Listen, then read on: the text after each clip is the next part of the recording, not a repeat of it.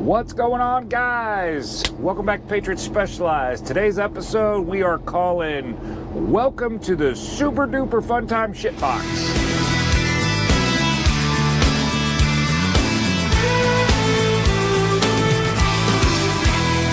We ride across these plains and prairies, rocky mountain highs, fade off into the distance like ghost riders in the sky. Black smoke and white line, steel horses side by side. It's more than just a living, y'all. Hell, it's our way of life. We're the last of the cowboys to giddy up gun.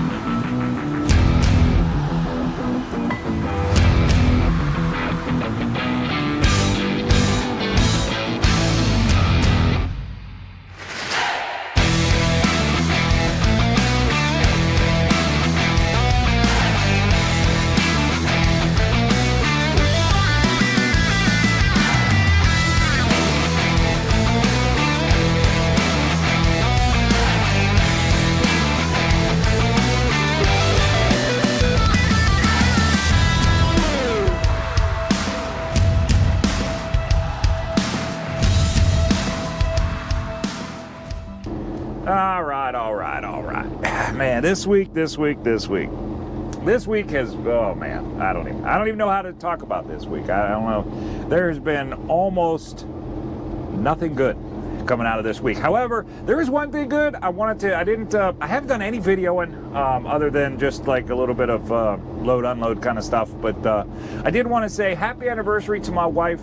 Monday was our anniversary. I want to say happy anniversary to my beautiful wife. She is absolutely the rock in my life. Without her, I don't know where I'd be. She's the solid one, and she'll say I'm the solid one for her, but that's absolutely not true. So, whatever. I wanted to say happy anniversary to my wife. I love you, babe. Thanks for putting up with me, and here's to hoping you're going to put up with me for a whole bunch more. So, that being said, let's talk about this week. This week. So, we got that load up to New Hampshire, delivered on Tuesday morning. You just saw that. And now, we got down to pick up this tank. And was supposed to be another driver there. He met me there. Turns out they overbooked. There was two loads.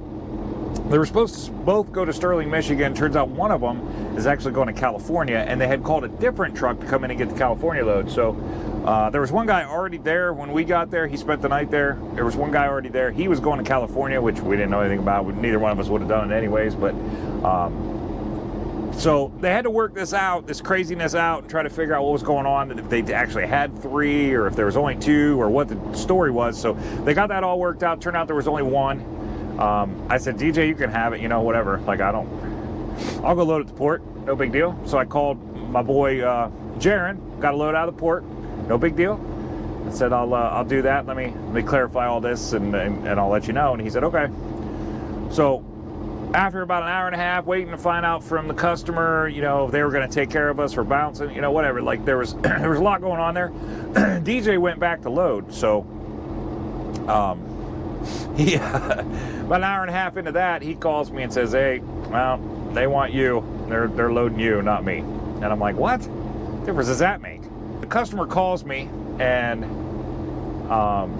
Says, oh well, we have you listed as the driver on this, so we're just going to put it on you. I'm like, I don't see where that matters, but whatever. Okay, that's fine. So DJ ended up taking the load. I got out of the port. Awesome. A little bit of stress, a little bit of work for him. He's running around a new truck, so he wasn't registered with E-Modal, and he also left his twit card in his other truck, so he had to get an escort to get into the port, and he had to get the truck registered for E-Modal, so it ended up he couldn't load till this morning instead of yesterday, which sucks, but it is what it is. It's just, you know, another layer of this week. And then I get loaded. Probably just did the dumbest thing I've ever done in my life. Yeah, I tarped a tank, military tank. I put a tarp on it. And you know, I just feel like it didn't really need a tarp. Like I don't know. It's a tank. Like,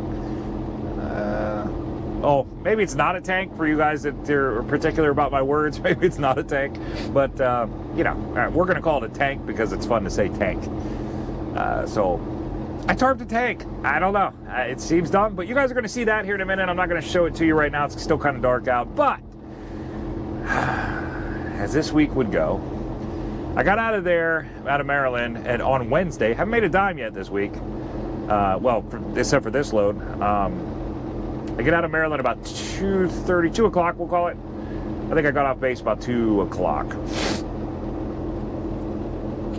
Rolling up here, trying to get as far as I can, you know, before I run out there. I was hoping to make delivery on this tank today, up in Sterling Heights, Michigan, and run into a accident in a construction zone, blah, blah, blah, blah, blah. It was like about, Google said it was 23-minute backup. In reality versus Google is, that's actually, that's about a 35-minute backup, 40-minute backup. But bottom line is, got through that. We got up here, and right before I got here, like maybe a half hour before I got here, my low coolant light came on. And I'm like, that's weird. But there's a lot of sensors in these things. It's a lot of things. I'm watching my temperature gauge. Temperature gauge is staying fine. Like, I don't. So I didn't want to. I didn't have time to stop. It was already getting dark on me. I didn't have time to stop right there. So I'm watching the temperature gauge, make sure nothing's going on there. That's what you do if your low coolant light comes on, you watch the temperature gauge. So I'm watching it, everything's fine. I get to the truck stop. It turns out we got a leak. So now I'm hoping that, since I'm only about 2 hours away from our shop, I'm hoping I can put some antifreeze in. It's not a fast leak, but it's definitely substantial. I purposely left the truck idle last night to see how much it was going to leak, and I probably lost a half a gallon, maybe 3/4 of a gallon last night, over the course of, we'll call it 10 hours, 8 hours. We'll call it 8 hours. So hopefully I can fill this thing up right before I roll out of here, get it to the shop. We can see what's going on. I'm praying to God it's not a radiator. Just praying it's not the radiator. This is, I don't know. New truck is supposed to be ready, so I guess if there's a time for it to decide to do this, right now would be somewhat okay, but I don't know. We're gonna find out, so stick around. There's more to come. Like, we ain't done yet, so.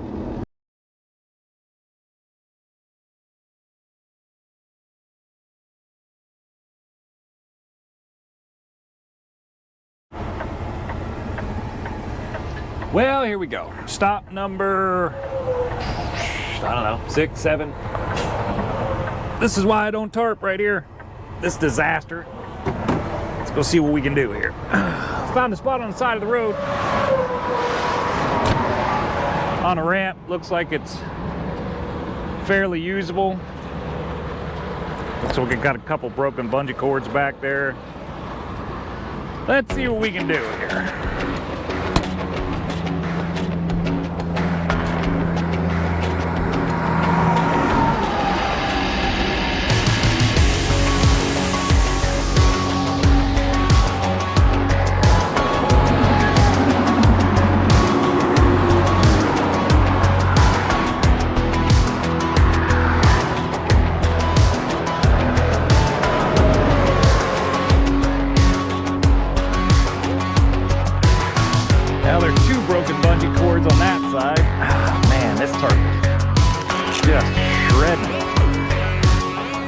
broken one here. Alright, well.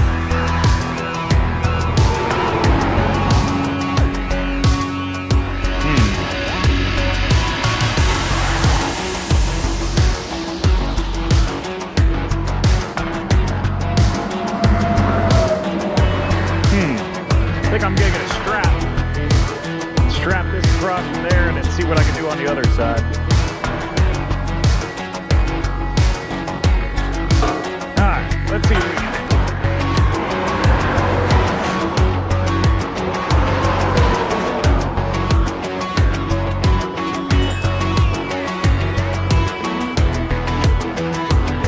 Of course not.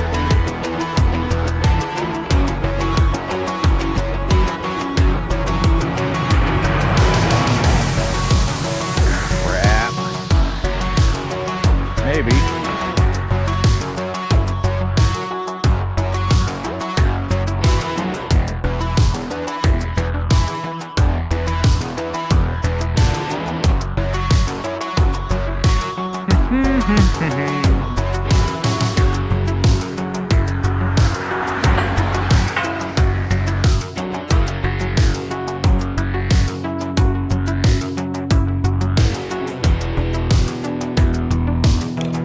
Let's see what we got. See if that's gonna work.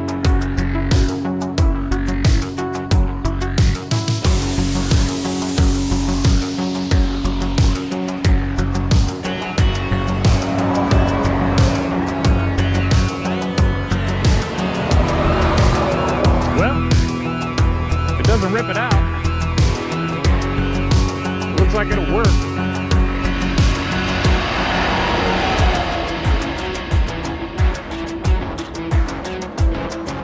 Now, I'm going to try to throw a strap over this section up here that keeps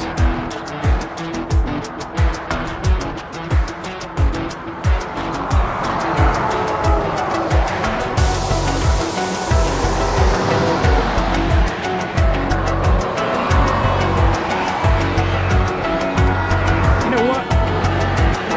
I think I'm just going to grab another strap, do the same thing. Bring it across. Trying to hold this side good and tight too. That should hopefully stop all this gibberish that's going on. That's the hope.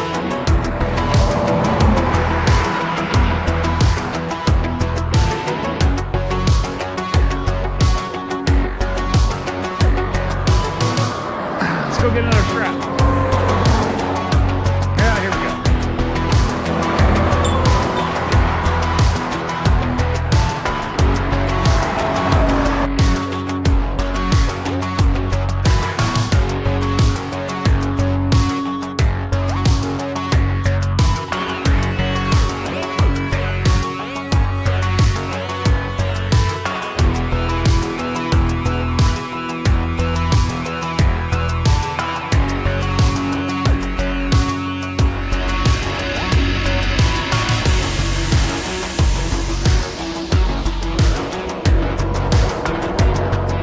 And this, my friends,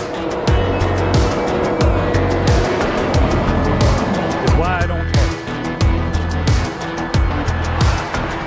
This is why I hate tarping right here. Because it always comes down to, can you get this crazy oblong, weird shaped thing underneath the tarp and get it to stay there? And the answer, for me, is no. Apparently I can't.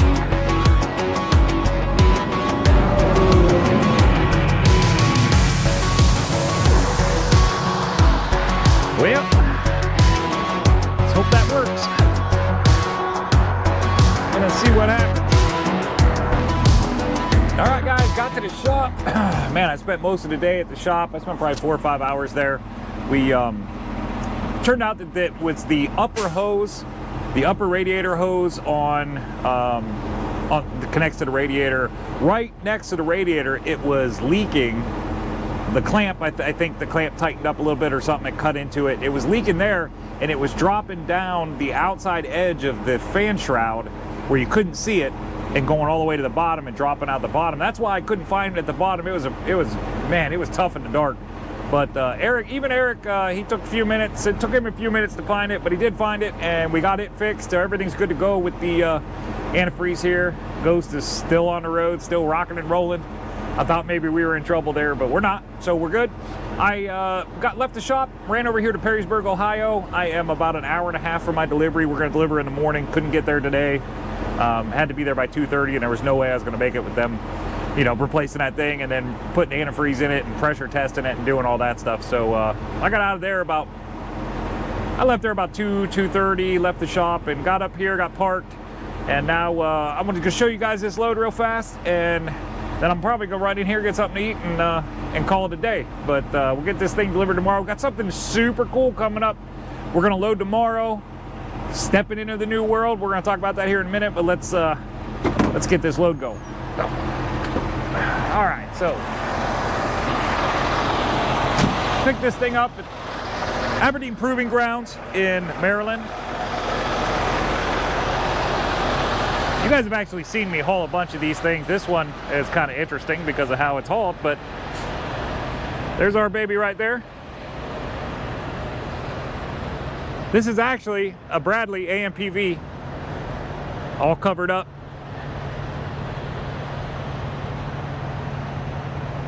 What it looks like from the back. This is funny. You guys actually already saw it, but this is the back right here. The best I could do with the tarp I had. But I did want to say I appreciate, real quick, thank you to Chris Connor. Chris Connor's owner-operator, runs with Ace. He runs with us. He loaned me this tarp to get this done, so I appreciate that. And Chris, I'll get it back to you as quick as I can here. But what we got here is an AMPV. This one weighs in about 57,000 pounds. It's got a lot taken off it. There's no motor, no transmission, so there's a lot missing. They use these things, the Proving Ground use these things basically as a target. They fire weapons at it, different types of weapon systems at it, see what punctures, what doesn't. And then they send it back to where I'm taking it to, send it back to them. They do a bunch of research on it, figure it out, see what they can do to prevent those things from being able to penetrate. But it's a pretty cool process. That is why it's tarped up, because it has already been tested, so they didn't want anybody to see it. So it's not tarped up for weather, not tarped up for rain. It's just tarped up because they don't want people to see it. So pretty easy, although nightmare of a tarp job, not gonna lie. Tons and tons and tons of sharp edges up there, all kinds of them. You guys have seen me hauling the Bradley AMPVs. You see how many sharp edges are up there. It was a major pain in the butt to get this thing tarped, to get that protected. So, but we got it done, and we're gonna get this thing off the trailer tomorrow, and hopefully that'll go real smooth. They're actually, because it doesn't run, they're gonna drag it off the front of my trailer with something. I can't wait to see how that. Obviously, I'm not gonna be able to film it, defense contractor, but gonna be interesting to see how they do it. Hopefully, no people or equipment get damaged in the process, but should be fun. Should be one of them hold my beer kind of things and watch. I really wish I could film, but they're not gonna let me. So it is what it is. And we tomorrow, it looks like, I was at the shop today, spent quite a bit of time there, and got a little bit of exciting news. The new truck will be ready tomorrow. So what we're gonna do here is I'm going to Coraopolis, Pennsylvania. I'm gonna bounce down out of Michigan to Coraopolis, Pennsylvania. I'm gonna pick up a, oh man, what do they call it? A hammer drill. Hammer drill's 29 foot long,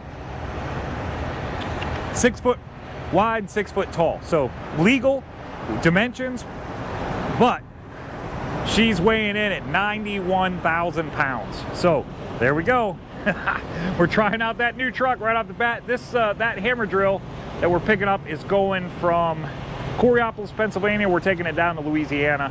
Hopefully we'll be able to find something out of Louisiana for that 8-axle truck. So here we go. We're gonna start this process. Next video you see, maybe. I think next video you see, well, I'll probably combine the two. So I'll probably film a little bit while we're loading that thing, which is going to be with Ghost. But I'm going to load it with Ghost and then run it to the house for the weekend. And over the weekend, I'm going to be picking up the new truck. I'm going to get Ghost cleaned out, get her cleaned up, take it to the yard, get the new truck, run it back to the house, and put all my stuff back in it. So part of what the next episode will be Ghost. Part after that will be the new truck. Will be an 8-axle setup. So pretty excited about that. Can't wait to get moving with it. I got a good look at it today. I spent a little bit of time with it, and it's pretty exciting. Pretty exciting. This thing is a beast. It is 100% beast. So looking forward to that, and I'm gonna get in here, get something to eat, and call it bed, call it quits for the night. So we will talk to you guys on the next one. This is your first episode. I appreciate you watching, man. If you like what you see, hit that like button. If you want to see more, consider subscribing to the channel. I appreciate that. And other than that, guys, that's it for this episode. We will talk to you guys on the next one. Everybody stay safe out there.